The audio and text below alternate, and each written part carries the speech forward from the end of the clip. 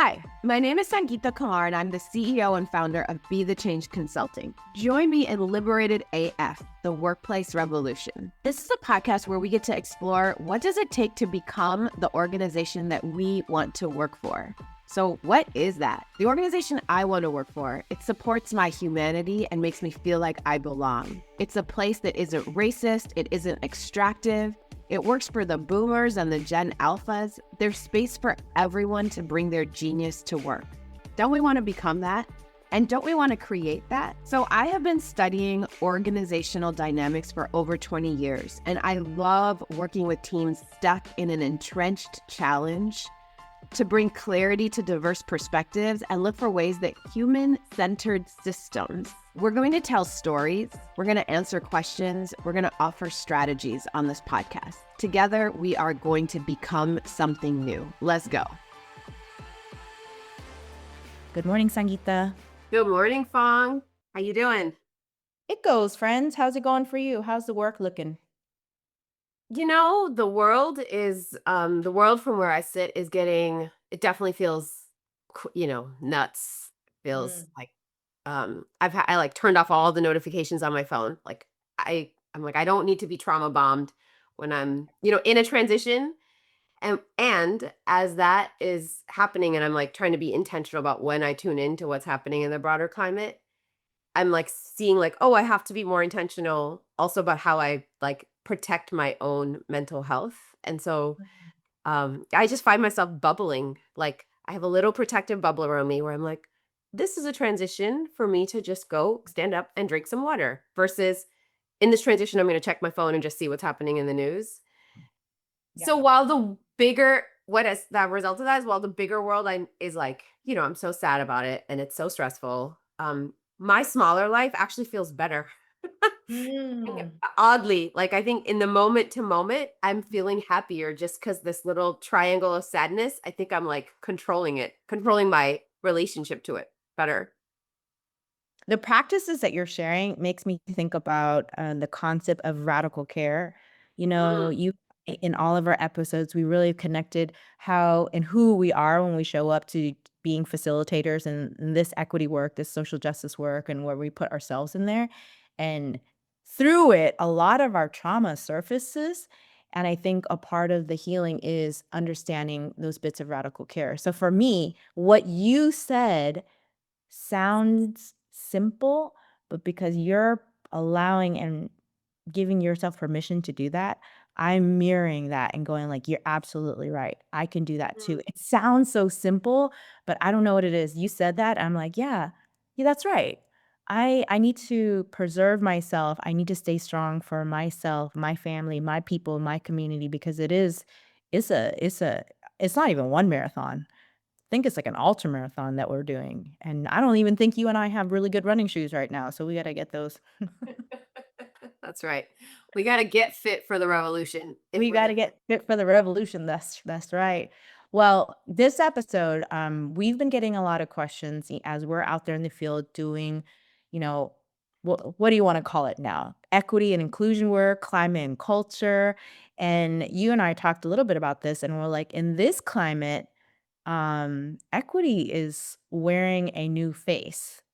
And to. so can you talk a little bit about what we're talking about when we're saying equity wears a new face? Well, yeah, I mean, I think none of this is new, right? So the Mhm, attacks on our like human liberties, our mhm. sense of self and our sense of safety, um, we've had many periods of in history that like there's progress and then that progress is followed by like a dramatic rollback and a pushback and and it's like for people who are even like our elders, like people in their Yeah. 60s and 70s and 80s, they're like, we've seen this cycle, right? And so there's just something I think, like from a Buddhist perspective, like to to see the cycle can maybe help to feel like, oh, it's not all chaos. This Mm. this is something that happens. But equity work, yeah, like people have been fighting for their rights for a long, long time, and we will continue to do so. And right now in organizations, like I think what happened like if we just look at the mini timeline of like the past, 5 years, 10 years, I think there's been a lot more support from the federal government. This is the first time in my life that I'm really seeing, like, oh, how does the federal government influence like systems and structures this heavily? Because government is sort of designed to be like, in some ways, it's government is like it can't make a lot of change, right? So a lot of what many of us experience on the day to day is how Mhm. constrained and like constricted government protocols are. There's like a lot of red tape, blue tape, red tape, a lot of like bottlenecking, a lot of people who have to sign off on it. Like when we do a Right. project, a consulting project with a government agency, the number of signatures that you need and how much insurance you need and how like liability and like risk averse they tend to be, government systems, whether they're county departments, city departments, and then as you get bigger and bigger, right? Like state departments and then federal, it gets more and more bottlenecked. What I'm seeing now is like, oh wow, like this administration has like been able to really take a like like, it's like a Jenga tower. They're starting to pull out pieces of critical infrastructure in slow ways, but it's creating this massive impact. And Yeah. I am seeing for the first time like, oh wow, like the federal government's it is like it did put its kind of like finger on the scale of what was allowed and what was even like popular, right? And so like here in California, Silicon Valley, we're like right next to Silicon Valley where we are. I'm in Oakland. um I can just see like, oh, it's gone out of fashion. DEI has gone out of fashion, or it's no longer an imperative for some of these big companies. And when it became out of fashion, they were like, great, we don't need to do this anymore. Right. And so for a lot of us, we have always thought that work was, performative. When Target is like Yeah. DEI matters, or I remember during like the pandemic, there was like all this buzz about how like somebody was like shopping at Walmart or something, and the somebody came over the loudspeakers at Walmart and was like Black Lives Matters, or said something about, Black Lives Mm. Matters. And I was like, wow, Walmart thinks that. And that, Wow. of course, Walmart was always, who knows what Walmart actually thinks, but it was in fashion. They said it. Now it's not in fashion. They're going to stop saying it. So corporations are never going to be the one to like lead our way, Mm. for the people. Like they make their money off of extracting people. And so like, Right, they're making their money off of people. yeah, as long as the labor and capital are tied the way they are, and economics and wealth, and we have like no income limits in our country, I just think the ideas of justice and like where do human beings get to live with their dignity, that's that's going to stay as a threat until we really shift our like spiritual ideology about, what Mm. how do we live in right relationship to the land, to our resources, to our human selves, our quality of breath. um and so that now it's out of fashion. It's gotten we So those of us who are in this work, if we are trying to do the work in like more at the social movement level, nothing has shifted, right? We have always seen like from our level, like especially people who have been most impacted.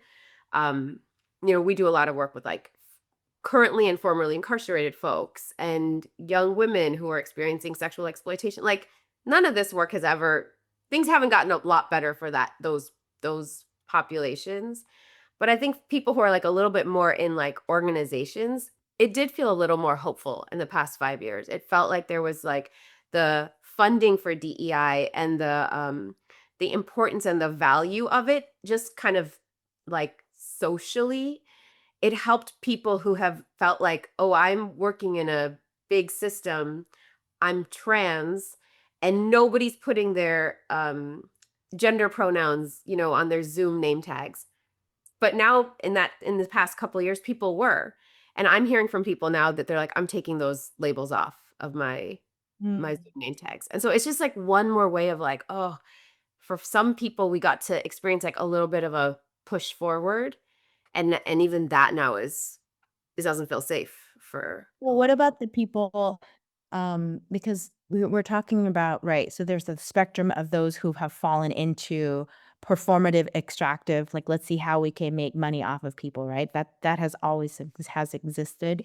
And then there's the folks who are like, they've never stopped the fighting. They've been fighting. And then there's this kind of middle group, right? Where Yeah. like you just described right now is that they were the recipient of the federal fundings. They then entered into the space. They embarked on, the equity journey. They developed the DEIB departments. They got a director that did all those things. And now a lot of that money is gone. Some people are going like, "Oh, we don't have to do it anymore," but there are still organization out there that's like, "We still want to do this work because we got the taste and we're seeing what the world could be like." And they don't know how to approach. They don't know how to continue to move forward with that same equity what it was, right? This is where hence the new face, So, that's what I wanna hear a little bit more about is that, how are people shifting language? Are they getting more creative in order to continue to do this work? Because here at Be the Change, we've been very lucky and we still have some solid work with people who are moving forward, but they're moving forward very creatively and innovatively. Yeah. It's not the same blueprint. It's definitely not the same blueprint. Yeah. Yeah. So it's like it takes a little maybe of a different strategy. Yeah. Um, I think at Be the Change, we're never we aren't I don't think of myself as an equity consultant first. I think of myself as an organizational development person. So like my background, the things that I've studied are how systems and structures come together to tell a story.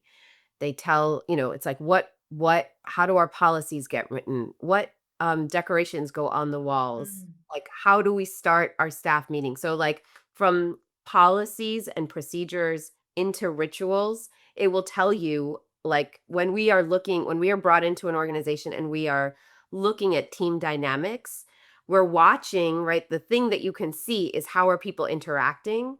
And Right. then our question is like, how were they taught to behave like this?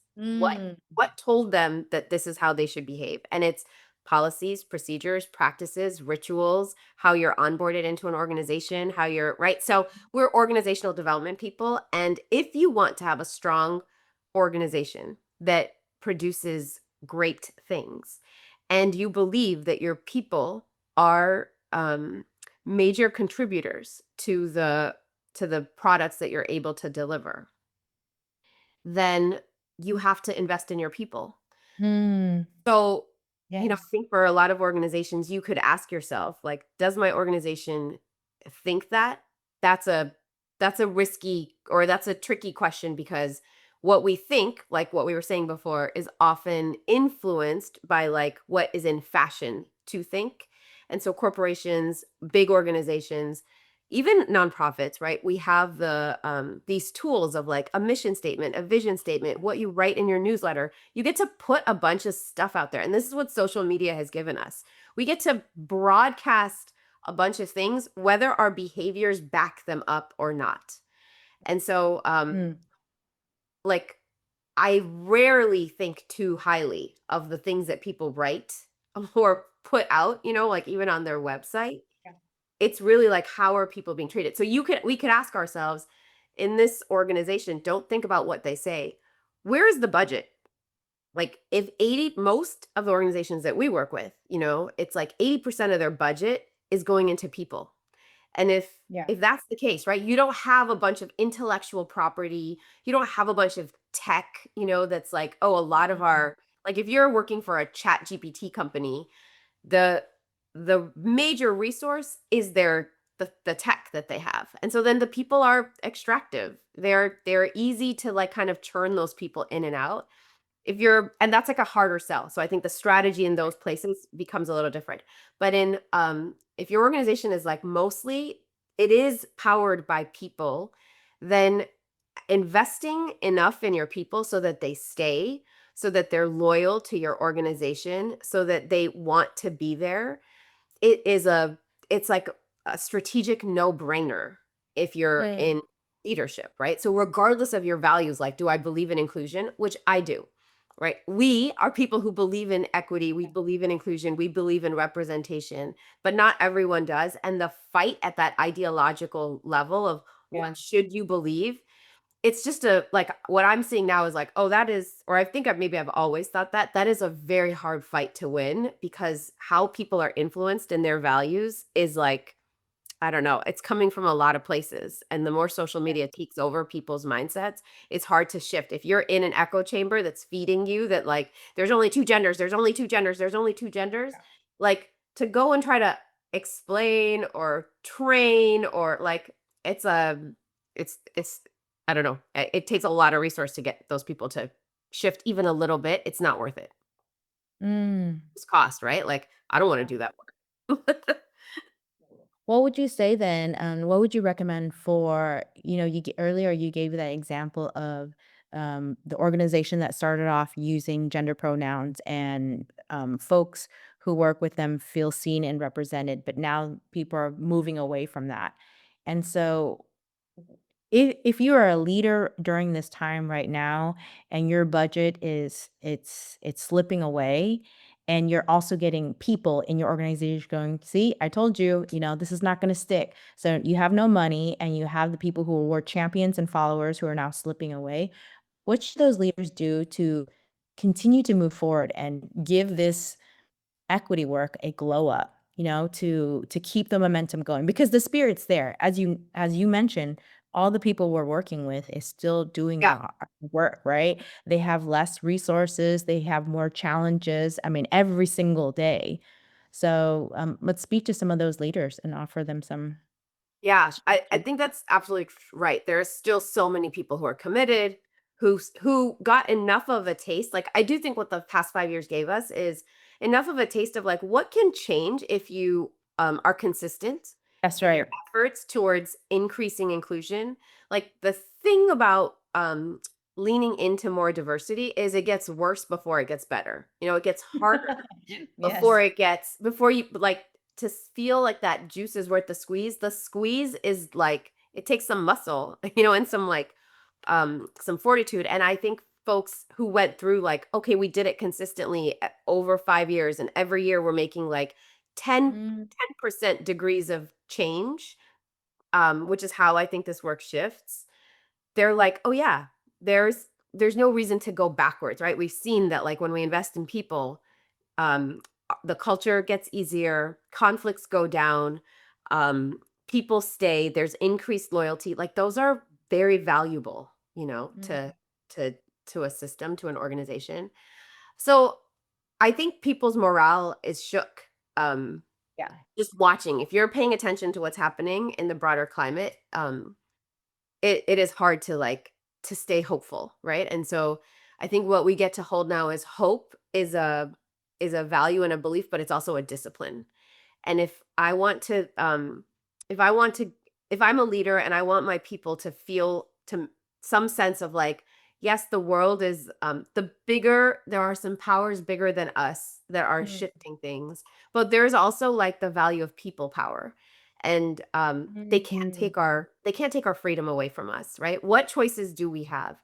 I would definitely, I continue on my name, add keep my gender pronouns added, Yes. wear clothes that say the values. Like I know Yeah. these are all very kind of demonstrative and performative, but it's a way to like these are symbols right now of like of that I'm still in this work and I'm willing to put it out there, right? If leadership can put it out there of like I'm not slipping, I'm not backing up, I'm not getting so scared that I get quiet.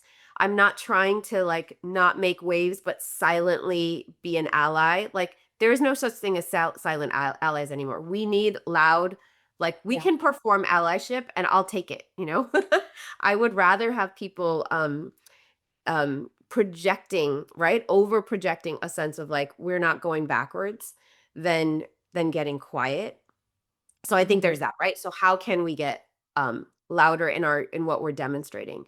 And then how can we continue to like hold space for the brokenheartedness that some of our teams might be feeling of what's happening in the world, and to say like I see that brokenheartedness, and this isn't like a team meeting isn't the place to like, we're not going to take over our team meeting to talk about someone's feelings, but to say like, I see that, and I acknowledge, I understand that there's a labor for you to keep doing your work while you're holding this heavy heart. Like the acknowledgement and the seeing of it, it helps to defang some of the the beast of hopelessness. I actually just experienced that about a week and a half ago when I was on a team meeting, and the leader was a white cis man, and a lot had been going into the news, and he took a moment and he said, s- m- along the sentiments of you're saying, he's like, I appreciate you all logging on. This is really hard right now. And he said, and we're still doing this work. I appreciate you. I'm sitting in a place of privilege, and I know that I have that, and I respect you Mm, all. And it was not just the what he was saying, it was how he was saying it. And I was witnessing and watching his team, and you see people nodding and just holding their chests, and there were some folks with tears in their eyes, and I'm like, "Oh, this is someone who's not performing. This mm, is a person who's is enduring and still doing the work." So, yeah. I Yeah. definitely witnessed that, and it made whew, it was, with all the identities he hold too, it was really. Yeah.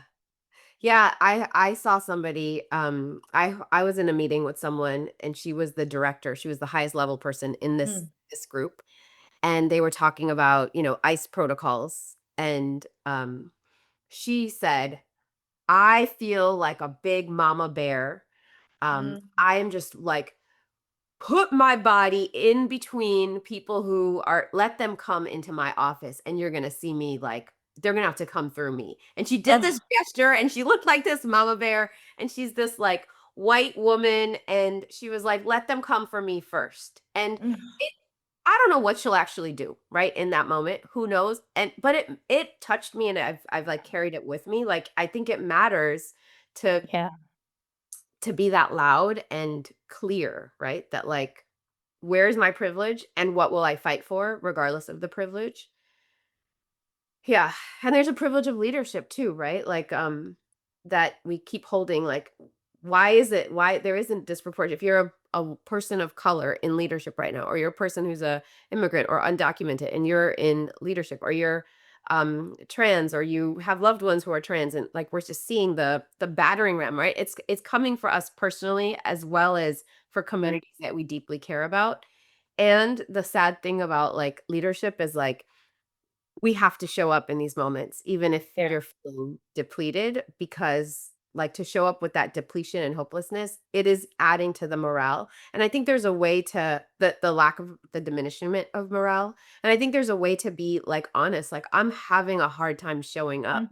Mhm, mhm. And I get that, it's my role. And some days I'll feel a little less strong and I'll lean on you all.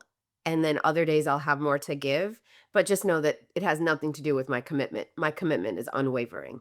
So Mhm. like even to separate commitment from like capacity, uh, Yeah. I just think it's important to name these things now. Yeah, I think so too. I think so too. That's so beautiful. When you and I thought about this topic, we had this cool idea of making a part 1 and part 2 of this episode, Mm. because I'm really hoping that our listeners who are listening, that this topic will resonate, and for folks who are feeling what we're talking about right now, if you feel comfortable to, drop a comment, let us know. We would love to have you on with us Ooh. and continue this conversation. I think we're at this place where, you know, being in the same space, like the thing about radical care is we need the collective. We need to be in community. So, this topic of in every climate, equity wears a new face, and how to give your work, equity work, a glow up. And if you're a leader, we want to hear from you. So know that this conversation is going to continue. So we'll drop all that information in our show notes, and leave a comment or email us directly. So we're going to put a nice little expensive bookmark right here. We're going to open it up. But before we end this episode here, What's another piece of advice you would give some of our listeners right now as they're either they check the news today or they've chosen not to check the news today? Is a bit of word of wisdom on how we can continue to be in this work. I mean, I think one way is to really choose like how do you want to get your information and what's the source. Um, I've been listening to this podcast called The Focus Group, and it's this Mm. woman who like holds a bunch of focus groups with people on the left, people on the right, and then she talks Oh. about what she thinks she's hearing, or she'll, and it's been really like that. I really appreciate it because she's somebody who probably stands more on my side of the world.